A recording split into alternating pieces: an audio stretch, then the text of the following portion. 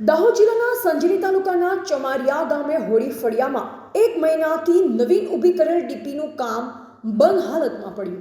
મળતી માહિતી મુજબ સંજેલી તાલુકાના ચમારિયા ગામે હોળી ફળિયામાં લાઇટની નવીન ડીપી ઊભી કરેલ છે, જેને અંદાજે 1 મહિના જેટલો સમયગાળો થઈ ગયો હોવા છતાં પણ એમજીવીસીએલના કર્મચારીઓ દ્વારા આજ દિન સુધી પાવર સપ્લાય ચાલુ કરેલ નથી. આરટીસીમાં અંદાજે 50થી વધારે વીજ કનેક્શન ધરાવતા ગ્રાહકો છે, તેમ છતાં પણ આજ દિન સુધી પીજીવીસીએલ સ્ટાફ દ્વારા લાઇટની કામગીરી કરવામાં આવી નથી, જેથી ચમારિયા હોળી ફળિયામાં અંધારપટ છવાય, જેને લઈ ચમારિયા ગામના ગ્રાહકો ત્રાહિમામ છે અને વહેલી તકે નવીન ઊભી કરેલ ડીપીનું વીજ કનેક્શનનો પાવર સપ્લાય ચાલુ કરે તેવી ચર્ચા થઈ રહી છે. રિપોર્ટર વિજય ચેરપોટ, સંજેલી.